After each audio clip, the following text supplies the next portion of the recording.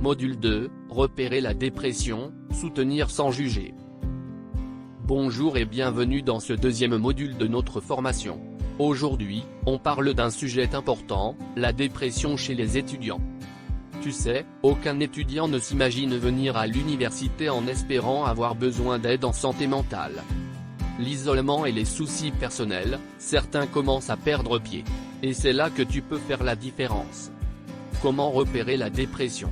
On va voir ensemble 4 types de signes à garder en tête. D'abord, les émotions.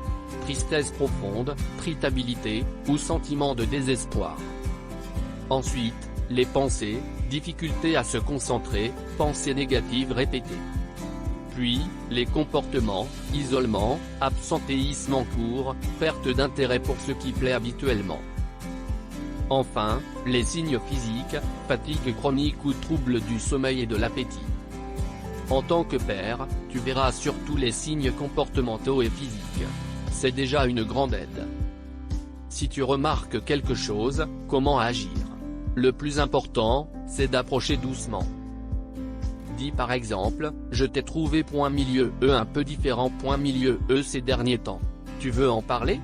Écoute vraiment, sans chercher à tout régler. Ton rôle, c'est d'être là, d'accueillir ce que l'on te confie. Encourage la personne à chercher de l'aide.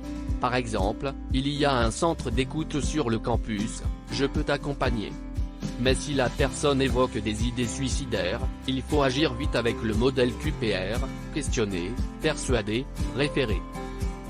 Questionne, est-ce que tu as pensé à te faire du mal? C'est dur, mais c'est essentiel. Persuade, je suis avec toi. On peut parler à quelqu'un ensemble. Montre que tu es solidaire, pas seul. Réfère, connecte la personne à un professionnel. Si urgence, contacte immédiatement.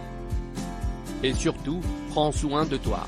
Débriefie, pose tes limites, respire profondément. Merci beaucoup de faire partie de cette belle communauté de pères bienveillants. On se retrouve bientôt pour la séance questions-réponses et le jeu de rôle. À très vite.